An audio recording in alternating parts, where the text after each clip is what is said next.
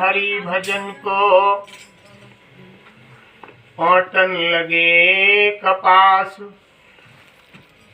कहें कबीर विचार के कब जाओगे साहिब के पास। मेरे भेजने आए तो साहिब का भजन ही करने के लिए, ये दुनिया के झंझट में पड़ गए। चलो पड़ गए तो ठीक है, कोई बात नहीं, पड़े रहो, लेकिन साहिब का भजन भी तो करो। हाँ, ये तो जरूरी है। चलो पेट भरने का काम करो, अच्छी बात है, करना भी चाहिए, लेकिन उसके साथ साथ साहिब का भी भजन करो। तो साहिब की सबसे पहले बात नहीं करेंगे। तो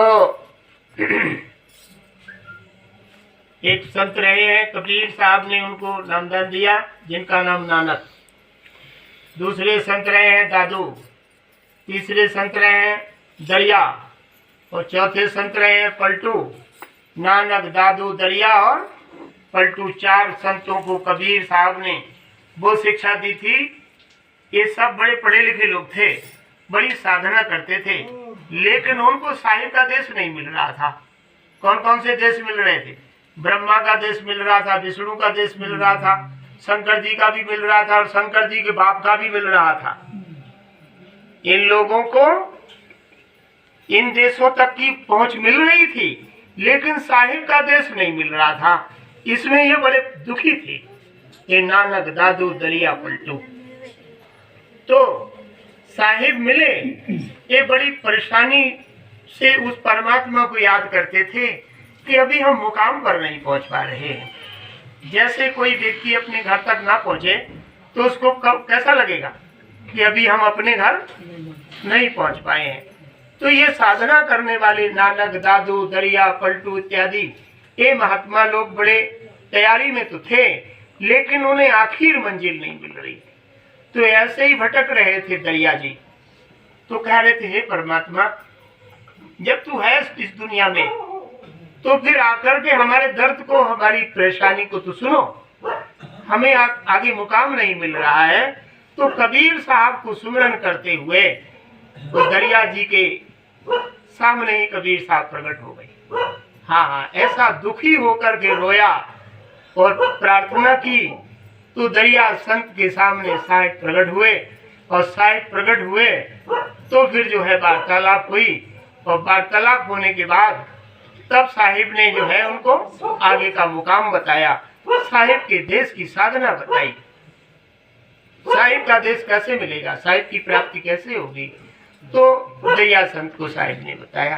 तो दरिया संत जो है बहुत खुश हुए हैं, जैसे नानक जी खुश हुए हैं साहिब को पाकर, वैसे ही बैठ जा, ज्यादा लगाना नहीं, बैठो। सबसे बढ़िया धूप जो है प्रीत की धूप, काय की धूप होती है, प्रेम की धूप सबसे बढ़िया। लगा दिया तो ठीक है, ध्यान से सुना करो, ज्यादा झंझट में नहीं पड़ा करो। शब्द जो है निकल जाता है तो फिर हत्थे, हाँ, शब्द निकल जाता है वो हाथ नहीं आएगा। जे केला उला दिखाई दे रहे, अगरबत्ती धूप बत्ती ट्रकों से तुम हमारे चले जाए तो खूब लगाना, लगेंगे नहीं, लगा सकते हो, लेकिन शब्द निकल गया तो वो हाथ नहीं आएगा। ये ध्यान से सुनने की बात होती है। तो दरिया जी कह रहे हैं, अपने साहिब से ऐसा ज्ञान पाया। तो दरिया संत रहे राजस्थान में, उनकी जन्मभूमि रही, गांव का नाम रेड़ है। जैसे नानक जी की जन्म नानकाना साहब में हुआ, उसमें पाकिस्तान में, ऐसे दरिया जी का जन्म जो है राजस्थान में, और रेड़ नाम का गांव है, उसमें उनका जन्म हुआ। तो कबीर साहब वहां भी पहुंच गए। देखो, कबीर साहब को जहां जहां जैसी जाकी आशा साहिब तैसे ही पुराए हो, बट के बीज बोए खोजी हटाए, संशय मिटाए जन ज्ञानी समझाए हो। किनको समझाया? बड़े बड़े ज्ञानी लोगों को साहिब ने समझाया। ज्ञान तो ढेर था, लेकिन वो मुकाम आखिर नहीं मिल रहा था। तो ज्ञान एक मुकाम को देने का एक सरल मार्ग होता है। अब जैसे पढ़े लिखे लोग बैठे हों तो साहिब की शिक्षा उनको जल्दी समझ में आएगी, और कम पढ़े लिखे लोग हों तो उनको जल्दी समझ में नहीं आती है, क्योंकि साहिब का जो शब्द है वो बहुत कहीं कहीं कठिन होता है। इसलिए ज्ञान जो पढ़ाई लिखाई है, वो पढ़ाई लिखाई जो है साहिब के ज्ञान में एक बहुत बड़ा सहयोग है। उसकी सहायता से आसानी से समझा जाता है। हाँ, उससे आसानी से समझा जाता है। साहिब की शिक्षा तो बड़ी कठिन है, उसमें तो कई शब्दों, कई भाषाओं के शब्द हैं। जैसे खालिक खलक, खलक के माही आता है, खालिक खलक, खलक के माही, यो गुर कहत कबीर, सत नाम की आरती से निर्मल भयो शरीर। अब देखो, खालिक शब्द जो है उर्दू का है। अब जिसको उर्दू का माना नहीं आता हो तो वो क्या जानेगा? क्यों, क्या जानेगा? और खलक, खलक माने भी उर्दू का शब्द है। अब खलक माने वो नहीं जानता तो वो क्या जाने? अब जैसे इंग्लिश कोई नहीं जानता तो वो क्या जाने एलिफेंट क्या होता है नहीं? अब वो जाने तब तो पता लगे।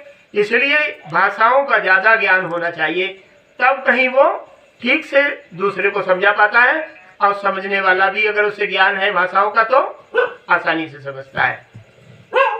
तो इसलिए साहिब कहते हैं खालिक खलक, खलक के माही। खालिक कहते हैं साहिब को, खलक कहते हैं शरीर को। इस शरीर के अंदर ही वो खालिक बैठा है, ये शरीर में ही। इसको पूड़ी उड़ी खिलाई नहीं, इसका भी दिमाग ठीक नहीं है। इसे निकाल बात। तो खालिक खलक, खलक के माही। खालिक बैठा हुआ है खलक में, खलक माने शरीर में, खालिक माने वो परमात्मा ये शरीर में बैठा है। खालिक खलक, खलक के माही। खालिक खलक, खालिक टाइम बैठा है खलक में, खलक माने शरीर में। खालिक माने खुदा, परमात्मा, सदगुरु साहिब बैठा है खलक में, शरीर में। खलक के माही। अब देखो, खालिक